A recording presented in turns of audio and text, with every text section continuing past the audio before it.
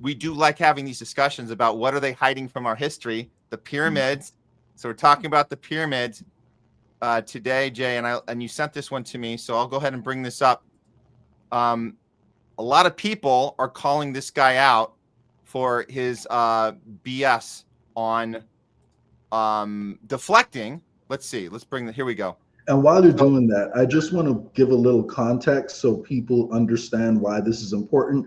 Earlier this year, at the Great Pyramids of Giza, columns were found by scans that extend over 10 times the total height of the pyramid underground. And the total size of that complex is like apparently about 400 football fields. That's how big the area is where they have columns going down underground. So people don't, and if you look at when the Egyptian pyramids were built, that was supposedly around 3000 BC. And we have a tough time explaining how they accomplished these great feats. Now, this site right here, and that was before we found the columns that extend underneath it. So this takes like the accomplishment to another level. Now, what we have over here in Göbekli Tepe, which is located in Turkey, not too far from Egypt, is a site that goes back nearly 10,000 years before the pyramids in Giza. And one of the unique things about this site is it clearly was built in different eras. And the most recent era, it was a total of about 3,000 years. And the most recent era, the most recent work that's been done on it is the worst, which is counterintuitive, because you would expect that technology improves over time and doesn't get worse unless maybe some knowledge was lost along the way. Right. So long story short, the control over this site is in the hands of a group that's a partner of the World Economic Forum, which, pops up in a lot of different, big government problems that we deal with nowadays. So if the elites are interested in it, it tells me that it's something we should probably be interested in too. So now we can get, into the details of what you guys see on here. Dr. Lee Clare is essentially the archaeologist that's supposed to be in charge of excavations over there. And just like what we saw in Egypt, the Department of Archaeology said, nothing to see here. We don't need to investigate. These guys are saying the exact same thing. Nothing to see here. We don't need to investigate. They've only uncovered around 10%. I'm sorry, I forgot where the actual numbers. They've only uncovered a small percentage of the actual site. And we have some amazing things that we found there, including one carving that depicts our entire solar system. It has the exact sizes of the planets, and it has it in the correct order, proportionally speaking. So how is it this site, which was created at around 12,000 BC, long before the pyramids in Egypt, which is supposed to be the quote unquote start of civilization of, this current era, how is it they had knowledge of the entire solar system? And why is it that we're not uncovering the rest of the site? This guy says it would be disrespectful to the local population and racist if we dug up the site, because you could damage some of the site if you do it. So if you want to respect the local people and you don't want to be racist, then we can't learn about our history and uncover the rest of the site. That's essentially what he's implying with his argument. So again, if it were me, I would want, and I took time to sculpt something, I would want people to see my creation. I wouldn't want it to be buried under dirt, which is essentially the argument that the guy running the site is making. So he got called out big time. Mm-hmm. You want to read us this? This is really calling him out for the nothing more, nothing less. Obviously, he's protecting something bigger here. So you want to? Can you read that for us? Can you see it? Okay. Yep. So this is Jimmy Corsetti, by the way. Shout out to Jimmy. He runs a channel on YouTube called Bright Insight that dives into a lot of these ancient history topics. So I'd encourage anyone who's interested in this type of stuff to look up Bright Insight on YouTube too. But here's what he said. Fact: Göbekli Tepe is 90% buried. Nobody alive can conclude anything when only 10% has been excavated. This is wildly unscientific and the antithesis of archaeological discovery. In fact, this is actually pseudo-archaeology. So why are those who control excavation at Göbekli Tepe so hell-bent on attempting to justify not fully excavating what is arguably the oldest and most mysterious site on Earth? Can you scroll down a little bit? Does Dr. Lee Clare actually decide on what is or is not excavated, or is he vehemently supporting the orders of his superiors, i.e., Nekmikaru? I can't pronounce that guy, but that guy. Whoever the person in charge of deciding the pace or extent of Göbekli Tepe excavation is clearly not operating in the spirit of true archaeology. So the real question is, what are their underlying motives for obstructing excavation? It sounds like you nailed it with the WEF backing. But yeah, what the motive is to obstruct. That the motive is to obstruct. That is the motive, to not have us find out the answers, right? Keep it hidden. That's his job, right? Yep. And So, yeah, and one thing I just want people to know, there's a very strongly controlled narrative around history that bears a lot of resemblance, in my opinion, with, say, how we treat, biopharmaceuticals today. So it's a very controlled narrative. You have gatekeepers who decide what is and what isn't acceptable. And USAID was actually one of the biggest donors to the Department of Archaeology over in Egypt, right?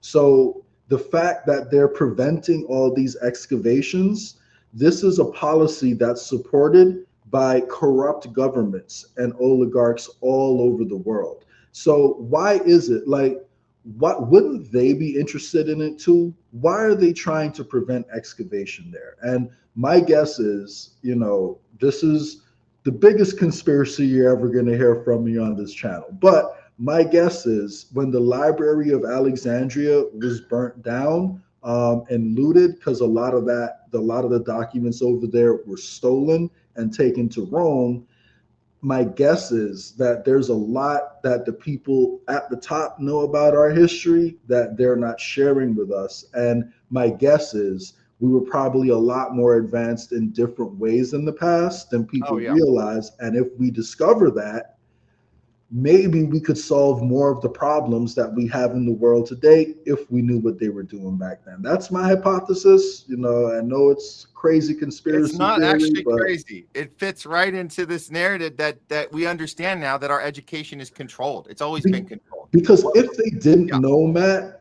why wouldn't they be a little curious? Because wouldn't they be like, well, let's figure it out because maybe I can weaponize it for myself? They must have at least some idea if they're trying to prevent a full excavation of these sites. That's my opinion. So yeah, and look, I like that. What I thought was really funny is that I clicked on the guy himself, Lee Clare, and he's trying to justify this from his professional status, and his own followers are calling him out. I think it's pretty hilarious. It's like he this got guy. ratioed.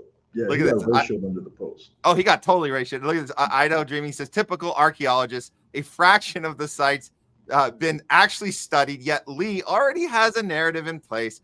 Why actually do the work when you can just make up whatever bullshit you want and call it history? Nice. Yeah. I like this pushback. It's on his own page here, right? Here's another one. Does that mean that this information is hidden or lost as of now? Yes. Therefore, GT is buried chamber of secrets. And Jimmy himself, the guy who we originally quoted with this tweet, he ran a poll underneath one of the guy's tweets about it that said, should Göbekli Tepe be excavated, fully excavated? And he had like 10 times the total number of likes on the original post and yes votes on his post. So 10 times the amount of people who liked his post said, yes, we need to fully excavate Göbekli Tepe right underneath his post. So, do with that information what you will. And he claims that the majority of the world agrees with him, even though all the evidence our eyes can see says the exact opposite. But you got to trust the experts. You just got to trust the experts here. They know what we think and they know the truth. So we just need to trust them. Yeah. And I like how we're understanding better about how science works. And I think getting through COVID together and just saying, wait a minute, you guys are just telling us to trust you. That's not how science is supposed to work. I like this guy saying, Kyle Alvaro says, nothing more, nothing less, huh? I wasn't against you when you were talking with Bright Insight. I wanted to see the conversation, right? The conversation take place. But this just proves you are a hack. You have not excavated it. Stop making absolute claims. This is literally science 101. This is common sense 101. So people aren't having it. And that's why the guy got ratioed. And I like that people are vocal about this. And I think that, I think they're going to have to try a lot harder to keep information from us now that we have abilities to share and we're online and we're looking at stuff and we're able to report on shows like this and have conversations. Like, you guys can't control the narrative any longer. I mean, you can keep trying, but we're going to be louder about it and call bullshit when we see it. That's all. And real quick, just to end out, if anyone in here is interested in cover-ups in the past and ancient history, I definitely encourage you to check out a documentary called, the documentary on the Knights Templar on Gaia TV, because I think that group plays a big role. They're not the end all be all, but I think they're a big chapter that's been left out of this conversation and possibly one of the power mechanisms for control in addition to Zionism that we need to pay attention to.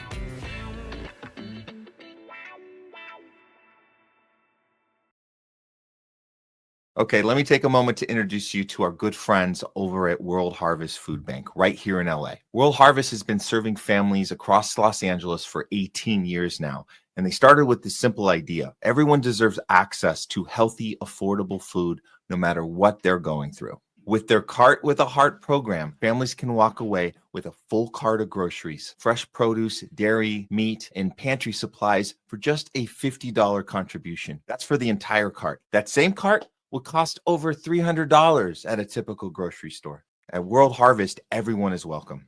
They don't ask for income verification, ID, or any paperwork. No. Basically, their doors are open to anyone who's doing their best, but just needs a little extra push to get by. If you're an Angelino like me, you know the times have been tough here. First with all the union strikes, the LA fires, and now the ICE raids going on. It seems like we're living in a constant state of uncertainty. And that's why it's so important to support local charities like World Harvest, because they aren't just helping the community. They're an essential function in its very survival. World Harvest is located at Venice and Arlington. And right now, you can use our special discount code THL20 for 20% off your contribution amount at checkout. And if you're not in the LA area, you can still help out with a $50 donation, which will provide a full cart of food for a family by going to worldharvestfoodbank.org or scan the QR code for more info. Or you can just spread the word. Follow them online. Let people know they're here for them, because at the end of the day, it's about providing choice, access, and relief without barriers. World Harvest Food Bank. End hunger now.